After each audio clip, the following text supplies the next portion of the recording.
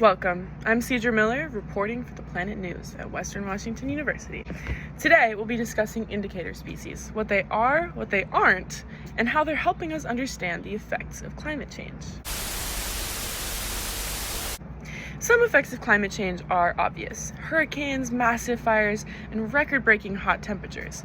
However, some ecological changes are far more subtle and yet just as important. Changes in precipitation and temperatures are altering the lives of plants and animals across the globe to varying degrees of severity. This means that habitats are drying up, becoming too hot or too cold, or losing the plant life that sustains the animals that live there. But how do we know these changes are happening? Let me introduce you to the indicator species. An indicator species is a critter, plant, animal, or otherwise, which acts as a sort of mirror for its surroundings because of its sensitivity to its ecosystem. The health of this creature can be used to some extent to determine the health of the ecological system that surrounds it. As I mentioned earlier, climate change commonly impacts precipitation and temperature patterns, so population changes in a given species can be used as a sort of measuring tool to help understand what an area is going through because of climate change.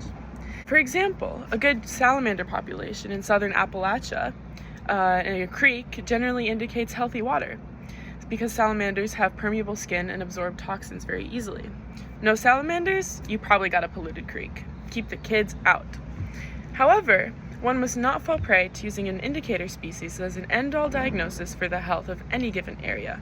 Relying on just one species to speak for complex ecological systems can be a very misleading mistake, as there's always other factors indicating populations.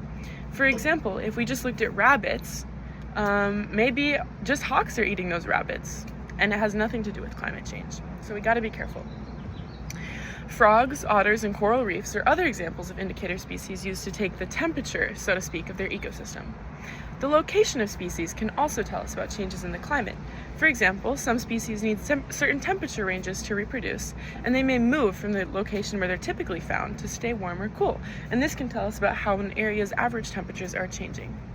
So think of an indicator species like a sort of thermometer, a measuring stick, an imperfect but important diagnostic tool for looking at climate change and its impacts on our ecosystems.